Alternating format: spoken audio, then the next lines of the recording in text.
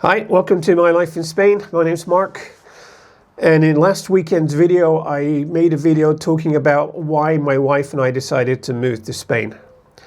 And in that video, I promised I'd explain later how we were able to do that. Okay, now in 2010, the United Kingdom was still in the European Union, which meant it was the same as you being German, being Dutch, being Italian. You could live and work in Spain.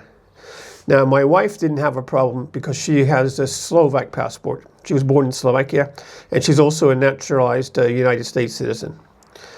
So, I was born in Britain, in the United Kingdom, in North Yorkshire, a town called Harrogate, North Yorkshire. Now, my father was in the American military working for the NSA at Menwith Hill, which is near Harrogate. It's a listening station, I guess would be the best way to describe it. If you drive by it, it looks like you've got these great big golf ball domes, and they're intercepting messages from all over the world. It's the largest NSA base outside of the United States. Anyway, so because I was born in the UK, I have a British birth certificate and a British passport. But at the same time, as I got my British birth certificate, my parents registered me at the US Consulate in Liverpool, which gave me an American birth certificate and an American passport. Now, I'm described as a dual national or an American citizen born overseas. So, the United Kingdom was still in the European Union, which meant I could quite easily go and work and live in Spain without any problem whatsoever, and the same thing for my wife. So when we first got to Spain, you have to go to the police station and register and get what they call an NIE. Now, without an NIE, you can't do anything. It's like your social security number here in Spain, I guess. So that's pretty simple to do. So we did that, and then we could do business here and live.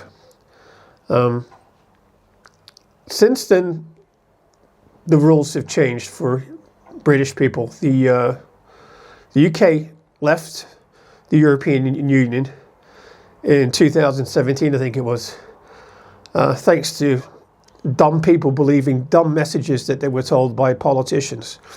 Now I bet most people that voted for Brexit would wish they hadn't, because Britain's much worse off now than in Europe. I mean, it doesn't make any sense. Why would you split with your biggest trading partner? It's crazy. Anyway, that's enough of that. So we could both legally live and work here in Spain. Now, when the United Kingdom left the European Union in 2017, because I already lived here, in the withdrawal agreement, Spain and the UK signed an agreement that said British citizens who were already living in Spain could remain in Spain and have the same rights that they had before Brexit. So that's the situation I'm in now today.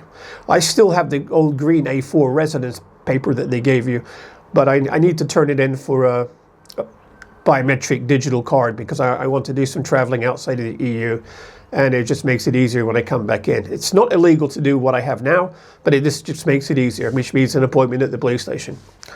So I've got to get that sorted out. Okay, so that's how I got here, how my wife and I got here. Now, if you're living in the United States now, you're an American or you're Canadian, Australian, or from wherever you are outside the EU, you can still move to Spain. The requirements, however, are you must have, to qualify for a non-lucrative visa, you must have a passive income of 28,800 euros a year, which is 33,000 something dollars. I think it works out to be 2,400 euros a month or something. So if you can prove that you have that either in savings or in a pension or income from properties, you can qualify for the non-lucrative visa. The only thing with the non-lucrative visa is you cannot do any work here. Another option is a digital nomad visa for these people that work remotely. I don't know the requirements for that, but that's possible as well. But in my case, the non-lucrative visa would have been the way to go. So, same thing. You have to apply. You have to apply at the Spanish embassy or consulate in your country where you're a resident. I mean, there's quite a few around the United States. I think probably Canada has more than one as well.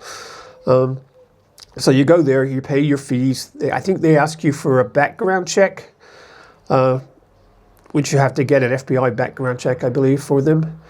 And then the other stipulation is you need to have health insurance. Now, private health insurance in Spain is not ridiculously expensive like it is in the United States. I have a friend here who's American. He's 75 years old, and he pays under 200 euros a month for everything. There's no deductibles, nothing. It's just less than 200 a month, and he's fully covered, and that's fine. They accept that, and it's with a good company. It's called Sanitas. I think in other parts of the world it's called Bupa. So yeah, that's not difficult. So if you've got the health insurance and you've got the income for the non-lucrative visa, moving to Spain is very easy. Okay, so now you're committed to moving to Spain. First thing you need to do, though, before you just move here, is decide where you want to live. Most people from the United States, I deliberately say United States because I've said from most Americans, and I get comments saying, I'm from Colombia, I'm an American, I'm from Venezuela, I'm an American, which they are. So, I'm trying to be careful and just say United States. So most people from the United States, they tend to settle in cities like Madrid or Barcelona or Valencia. Some go down to the Costa del Sol. There's fewer Americans here in Alicante where I live. And a lot will depend on what you want. Now, where I live in the mountains near to Alicante, the city of Alicante and the Mediterranean beaches. And the city I live in, it's not that big, so it's good. It's good size for me. It's like 60,000 people. I really like it, but other people would prefer to be on the beach. And properties at the beach are much more expensive, whether to rent or buy. The same thing goes for cities like Barcelona. Valencia's even gotten expensive now. Madrid, very expensive. You can pay, anywhere from $1,500 a month for a 2-bedroom apartment in any of these places. But first decide where you want to live. I mean, do you speak Spanish? If you don't speak Spanish and you decide to move to a smaller city or town, you're probably going to need to speak Spanish. So think about taking a few Spanish lessons before you come over here. But definitely come and stay for a few weeks or a month or whatever and see what you like, drive around. There's plenty of beautiful places in Spain. And some people like to be around other English-speaking people because it's easy to communicate and they can make friends and do things together. Me, I'm the opposite. I prefer not to mix with the Americans or the English that much. I'd rather just have my Spanish friends and enjoy my Spanish lifestyle. I don't want to create a little England or a little America here in Spain. I like Spain the way it is. So yeah, it's definitely a good option for you. It's much less expensive than North America, that's for sure. It is getting more expensive though. But the healthcare here, the public transport system, the access, there's an airport in Alicante. I can go anywhere in Europe. If I need to go to North America, I can go to Madrid or Barcelona. So it's very easy to get around. The trains, the high-speed rail network, super good. No, I like living in Spain, and it's probably the best thing I ever did moving here. And if you're in America, if you're in the United States and you're thinking about, I want to go somewhere where it's not as expensive and it's safer and I don't have to deal with these politics all the time, then Spain is probably a good choice. Anyway, so that's how we got here. That's how I'm allowed to live here. And I hope this helped you a little bit. If you got any questions, you can ask me in the comments. I'm always happy to answer them. Anyway, listen, thank you so much for watching. Please subscribe if you haven't already.